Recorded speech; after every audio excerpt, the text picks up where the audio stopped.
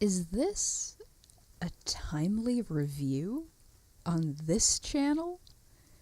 Welcome back, viewers. Thank you for joining me. Perhaps you've noticed by now, but keeping up with shows while they're relevant is not one of my strong suits. To date, this is only the second show I've ever watched while it was still airing. Usually I just look at everything that comes out in a given season and add a few titles to my to-watch list to return to at some time in the future. But school is out for the summer, and I figured, why not? I could keep up with one show while it's still airing. And the show I chose was The Royal Tutor. The Royal Tutor is the story of the Kingdom of Glonsreich, which is technically in an unspecified location, but everything has a very Germanic feel to it, from the names to the cuisine to the appearances of the royal family. And speaking of, the four younger princes have chased away all of their previous tutors, so enter Hein Wittgenstein, their newest appointment to the post. He may not look that intimidating, but he was specifically selected by the king, and his no-nonsense attitude makes him perfect for dealing with the four princes. Because this is a very character-driven show, I will give you a quick rundown. There's Kai, the second oldest, whose role in their previous mischief was accidental intimidation. He just looks really scary, but he's actually very sweet. Kai acts as the mediator whenever his brothers are having an argument, because he's so pure-hearted that none of the others can stand to argue with him. Kai is actually the only one not opposed to the idea of having a tutor at all, but as he tells Hein, none of the other tutors even tried to talk to him, scared off by the conclusions they drew from the way he looks. Bruno is the third prince. He's the serious, scholarly one. None of their past tutors could keep up with him academically, so he saw no reason to respect them. When Hein first arrives, he has them each take a test to assess their skill level, and Bruno has a test of his own ready for Hein to prove he's worthy to be their teacher.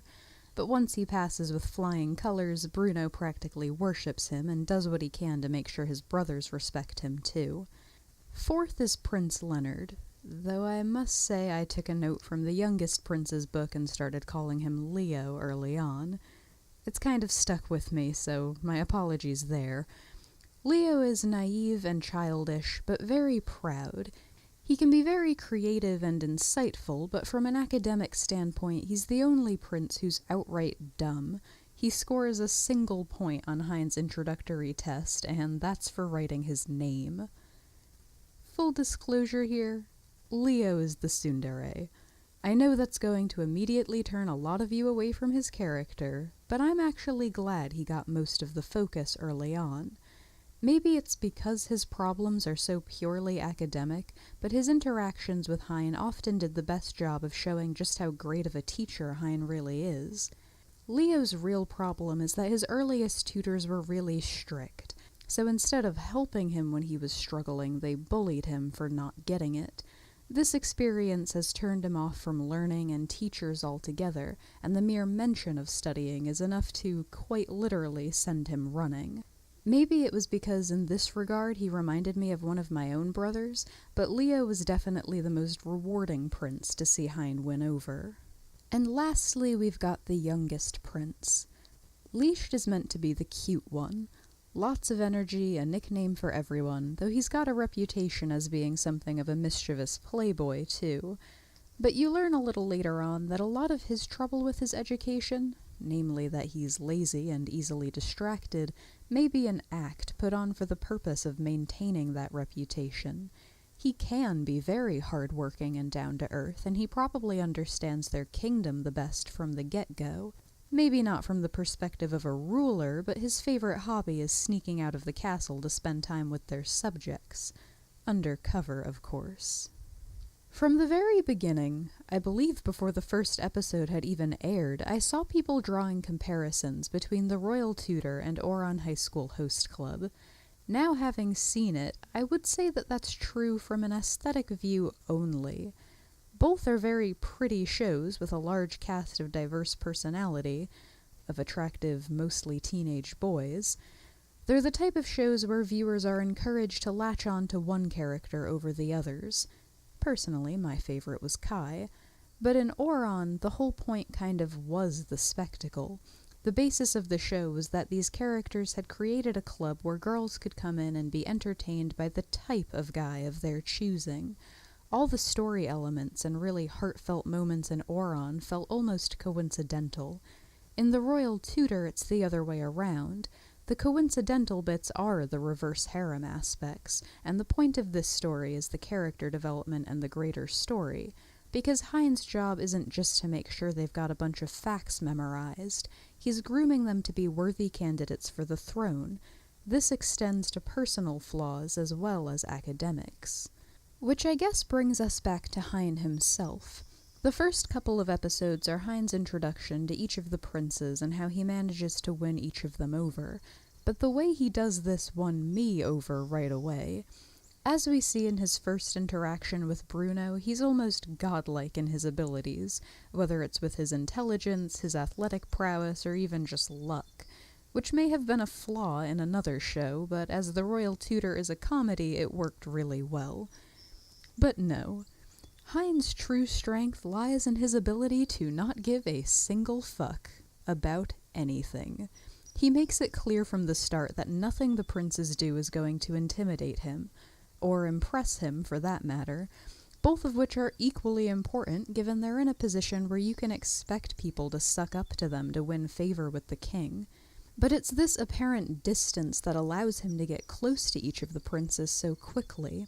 Hein is able to see through their games and reputations and connect with them in a way that makes them want to learn, and it's that quality that makes him a great teacher. I think we've all had teachers who may have been brilliant at their subject, but lacked the skills to make their students care about their subject. Not only that, but the Royal Tutor put forth another idea at the same time, that Hein could learn just as much from the princes as they're supposed to be learning from him, because he had preconceptions about all of them, and he was wrong about all of them, which I think is a great start to a show about 4 princes learning a bunch of life lessons so they can become better people, and the best possible king they can be. So given that I went into this expecting a show whose primary goal was just to be cute and funny and entertaining, I was completely won over by the end of episode 3. Now, if you watched a few episodes and decided it wasn't for you, here's my recommendation. Skip to episode 9. The middle episodes are a bunch of little adventures with each of the princes learning some of those life lessons I mentioned. I think it's good character development for each of them, but okay to skip if you're on the fence. But I don't think anyone should really decide whether this show is for them or not before they've seen episode 9. It's the start of the major plot at the end. It addresses the rumors of Kai and Bruno getting kicked out of military school, and it ultimately leads into the princes investigating Hein's mysterious past, and the tone shift is pretty drastic. But I won't go into spoilers in this review. Before I wrap this up, I would like to discuss some of the Royal Tutor's flaws, because no show is perfect. For some of you, I know this is just going to be a little too pretty and cutesy and gimmicky from the get-go, but there was only one thing that really consistently bothered me. For a show that was all about 4 princes learning about themselves and how best to run their kingdom, we're not really told very much about that kingdom. We are shown that it was in really bad shape before King Victor took the throne and brought peace and wealth to the land, and it's clear that he really cares about their kingdom and is going to do everything in his power to make sure it's left in good hands. But I've seen some debate as to whose hands that's going to be. I assumed, and it is implied, though not clearly stated, that their kingdom runs on the principles of primogeniture, meaning the firstborn automatically inherits everything. This sometimes comes with the stipulation of being the first male child, but as the king's only daughter is the youngest by quite a large age gap, that part's not of too much importance here. At any rate, I always thought the younger 4 princes' only chance of becoming king was if some tragedy befell their older brother, and even then the succession would go down the line by age, regardless of one of the younger princes possibly being better suited to rule. And I feel like this is supported by the princes' relationship. They all get along very well. There isn't the air of competition amongst them that you'd expect if they were actually, well, competing for the throne. They're just as invested in seeing each other succeed as they are in overcoming their own flaws, which I felt was really damaging to a lot of their motivations. Pretty frequently throughout the show, the plot for an episode is kicked off by one of the princes being threatened with having their right to succession being taken away if they don't overcome or improve upon whatever that particular prince is struggling with. And to me, there just wasn't much weight behind a lot of that drama, particularly when it came to the younger princes. I mean, how are we supposed to take this threat seriously for Leo and Lisht when someone had the gall to tell Bruno that as third-born he had practically zero chance of ever seeing the throne? Maybe they were being purposely vague to try and keep the stakes high, but I don't think it was necessary. I mean, at worst, this story just goes to show that Victor is invested in all of his sons being successful, regardless of their realistic chances of becoming king, and that's certainly not a bad thing.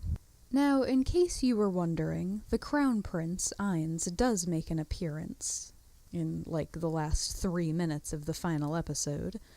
If they were going to include him at all, I wish they'd given us more time to explore his character. All we're really told throughout the series is that he's got this great reputation for being really good at everything, and I would guess that there's an age gap of at least 10 years between Ainz and his next youngest brother, based on some of the things we hear in one of Bruno's flashbacks. All that's really confirmed is that there's a distance between Ainz and his family. It's been kind of a running theme throughout the show that there's more to each of the princes than meets the eye, so I'm trying not to jump to conclusions from his sinister appearance, but, well, let's just say I'm glad the manga has recently begun being published, in a physical form, in English. I'm looking forward to seeing where this story goes, because I don't anticipate the Royal Tutor getting a second season, and I'm okay with that. There are a few things that are left kind of open-ended, but I do feel like the anime ends on a really good note. Of course, there's more to the story, but if these 12 episodes were all I got to see of it, I would feel satisfied that they showed us all the important parts, and then wrapped up the story with a proper ending. Which, honestly, is all I can ask after the last show I reviewed. To wrap this up, The Royal Tutor is the type of show I would especially recommend to someone who doesn't think they'll enjoy it. I suspect you may be pleasantly surprised, so I'll leave you with my suggestion. Watch the first 2 or 3 episodes to familiarize yourself with the characters, and if you don't enjoy it, skip to episode 9. If you still hate it at the end of episode 9, well, I tried. Thank you for watching.